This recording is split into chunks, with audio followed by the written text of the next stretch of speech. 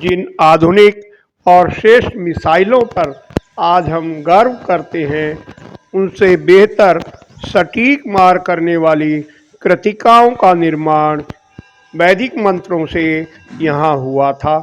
हरियाणा की दिव्य भूमि के इस बागेश्वर धाम में ऋषि पीपलाद का आश्रम रहा है।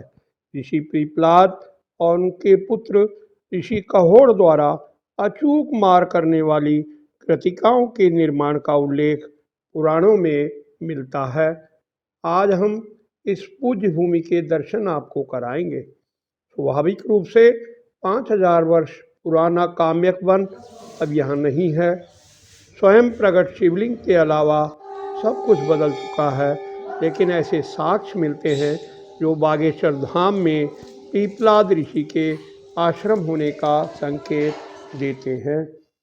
महान वेदवेत्ता पीपलाद ऋषि की ये तपोभूमि हरियाणा के महेंद्रगढ़ जिले के गांव बाघोत में है, जो बागेश्वर धाम के नाम से प्रसिद्ध शिव तीर्थ है। स्कंद पुराण के अनुसार वृत्तासुर को मारने के लिए सारे प्रयास विफल हो गए तो इंद्र आदि सभी देवता ब्रह्मा जी की शरण में गए। ब्रह्मा जी ने बताया कि भगवान शिव के वरदान से महर्षि दधीचि की अस्थियां वज्र के समान हुई हैं।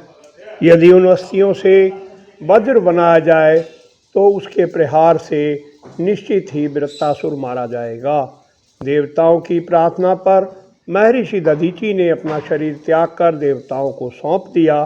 बाद में वहां पहुंची ऋषि पत्नी सुवर्चा बहुत दुखी हुई और उन्होंने देवताओं को श्राप दे दिया।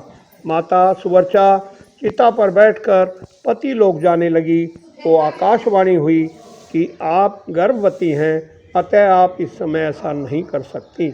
समय आने पर माता सुवर्चा ने अत्यंत तेजस्वी बालक को जन्म दिया। वे उस बालक को पीपल के नीचे छोड़कर पति लोक चली गईं। पीपल के पत्ते, फल, छाल आदि खाकर बड़ा हुआ बालक पीपलाद के नाम से विख्यात हुआ, जिसने देवऋषि नारद से दीक्षा लेकर कठोर तपस्या की। देवऋषि नारद ने उन्हें बताया था कि शनिश्चर की पीड़ा के कारण तुम्हें माता पिता का वियोग प्राप्त हुआ है। तपस्या से प्राप्त सिद्धि के द्वारा उन्होंने शनिश्चर पर प्रहार किया। शनिदेव भागकर भगवान शिव की शरण में पहुंचे। भगवान शिव ने पीपलाद को रोका तो पीपलाद ने शनिदेव को इस शर्त पर छोड़ा कि वे 12 वर्ष की आयु होने तक किसी बालक को कष्ट नहीं दे सकेंगे। कुछ स्थानों पर ऐसा भी उल्लेख मिलता है कि पीपलाद ऋषि ने अपने माता पिता के प्राण लेने वाले देवताओं पर भी प्रहार किया था। फिर देवताओं द्वारा उन्हें स्वर्ग ले जाकर माता पिता से मिलवाने के बाद उनका क्रोध शांत हुआ।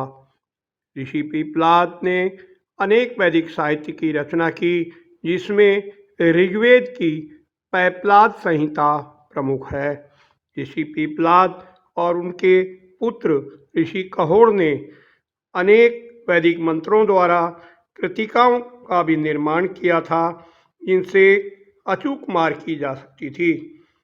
ऋषि कहोड़ मंत्र सृष्टा भी थे। कहोड़ जी की जन्मस्थली और तपस्थली भी बागेश्वर धाम ही रही है।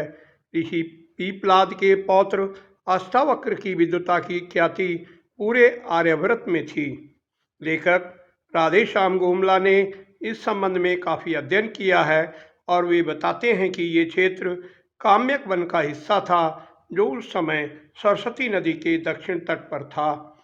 ऋषि अष्टावक्र के नाना ऋषि उद्दालक का आश्रम और गुरुकुल गांव श्याणा में यहाँ से कुछ ही दूरी पर स्थित है। ये बहुत ही खेद की बात है कि इतने महान विद्वानों की तपस्थली पर आज तक किसी सरकार ने ध्यान नहीं दिया है। आने वाली पीढ़ियों तक ये सांस्कृतिक पौराणिक विरासत पहुंचाने के लिए सरकार को इस बागेश्वर धाम को संरक्षित और विकसित करना चाहिए। आशा है आपको वीडियो पसंद आई होगी। कृपया लाइक कर कमेंट में सुझाव दें। चैनल को सब्सक्राइब कर हमसे निरंतर जुड़े रहें। धन्यवाद। आपका कल्याण हो।